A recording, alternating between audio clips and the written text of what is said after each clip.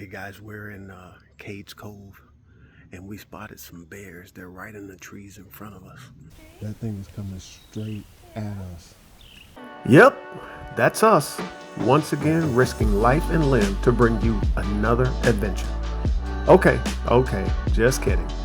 Rest assured, no humans or animals were harmed during our Smoky Mountains vacation. But adventure? Oh, we had plenty of that. Today, we're exploring the iconic Cades Cove, soaking in the peaceful beauty of one of the Smokies' most magical spots.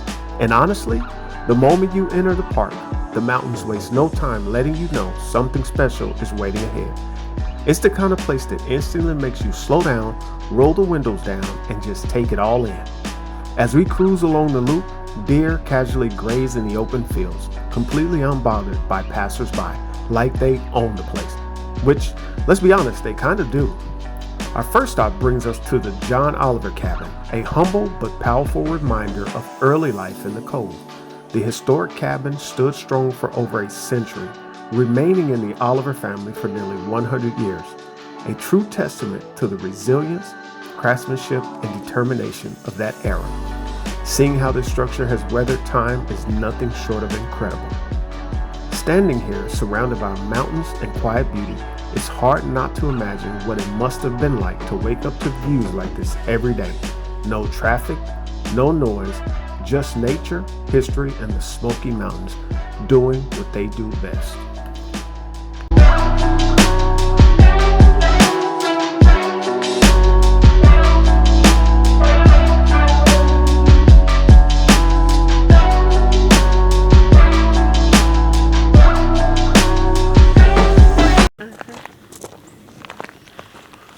Good morning, guys.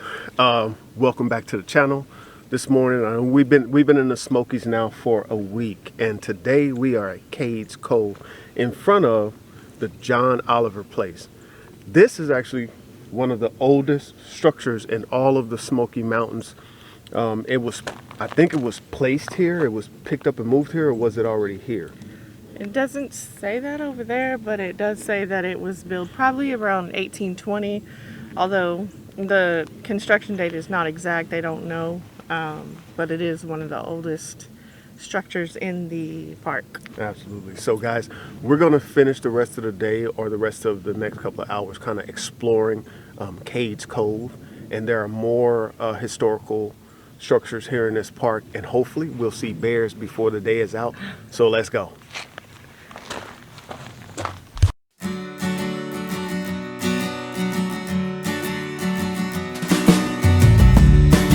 Our next stop was just a short drive down the road, but it took us much further back in time to the Cades Cove Primitive Baptist Church. This quiet little church holds a deep and meaningful history. The Baptist faith first arrived here in 1825, brought by the Cove's first permanent settlers, John and Lucretia Oliver.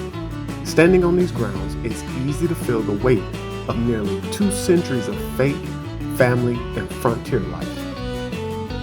Just behind the church sits the oldest cemetery in Cades Cove, a place that tells the story of the people who shaped this valley. There are 323 visible graves with 293 bearing inscriptions, each one marking a life lived in these mountains. Many of Cades Cove's most prominent early residents are laid to rest here. John and Lucretia Oliver themselves, Russell Gregory, Elder William Howell Oliver, and others whose names are woven into the history of the Smokies. What makes this place more remarkable is that it's still active today.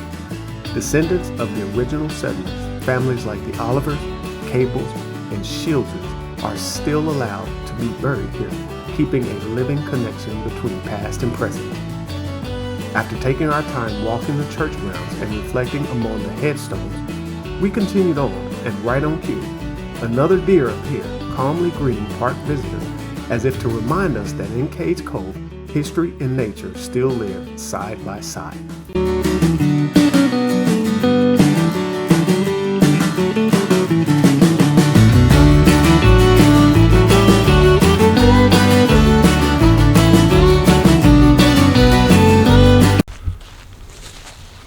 So, guys, we're in Cades Cove, and we pulled off on the side of the road. You got my wife right here, and we spotted some bears. There was a bit of a traffic jam back there, and then there's some bears, some black bears here in the woods. My brother Joe is right there. He's getting footage of them, and then there's some ladies here. But you can see there's one bear right up there, right in front of these ladies, and then the other bear is right in between those trees.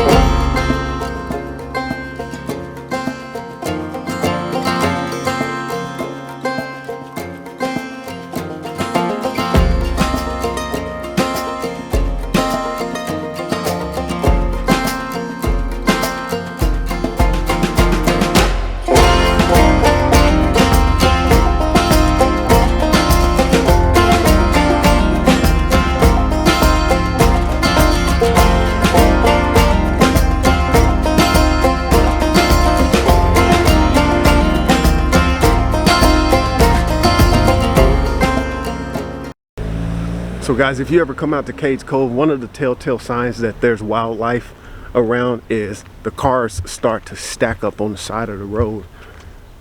So this time we had to climb up in the trees, up in the brush, to get a good look at the bears. But this is one of the coolest experiences that you can have when you get out here to the Tennessee area. So we are in Cades Cove again, and I think we're gonna finish the rest of the trek.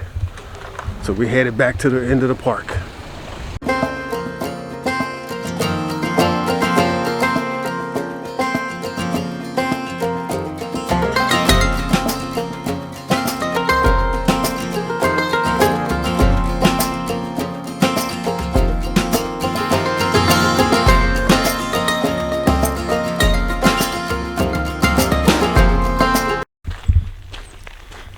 So guys, we've been to Cades Cove a couple times, and this is the first time we realized that Elijah Oliver's place is back here, just a 0.5 trail back to Elijah Oliver's house. So I guess this is the barn. Let's go explore this barn. I don't think this is the house.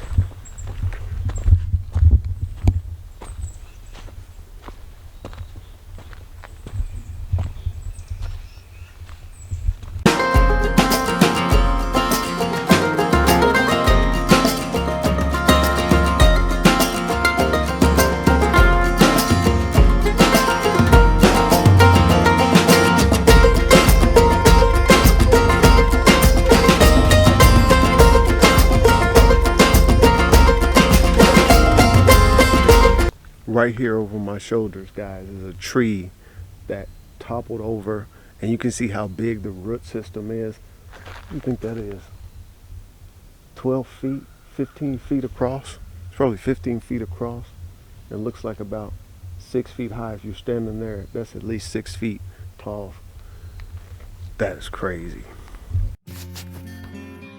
As we leave the old wooden barn and make our way toward the Elijah Oliver house, the cove feels very much alive. Gray squirrels rustle through the fallen leaves, darting back and forth, chasing each other like they're putting on a little show, almost as if they're reminding us just how playful and peaceful Cades Cove can be. Then, we finally arrive at the house, and it's much bigger than we expected.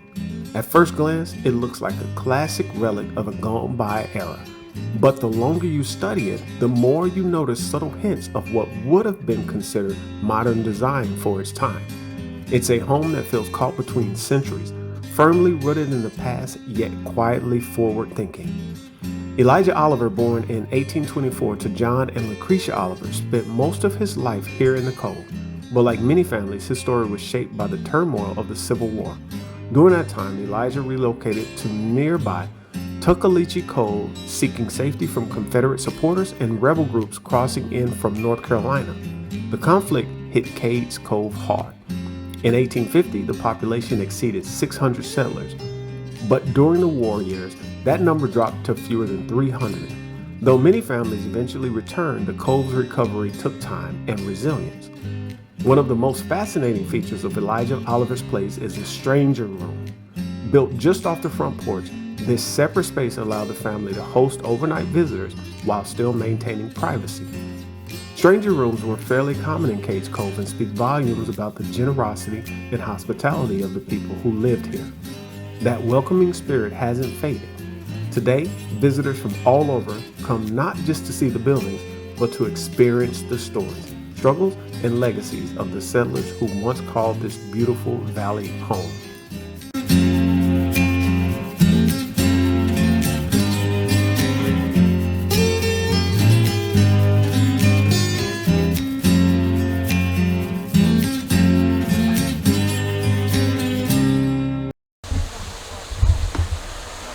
So guys, this water trough system is how they delivered a lot of water to homes and things around here. Take a look at how far this runs from up in the hills. They bring water from a waterfall all the way through this trough system right here. Comes all the way down the hill, and then it can go into that house, but right now it's open and going back through the rest of the creek back that way.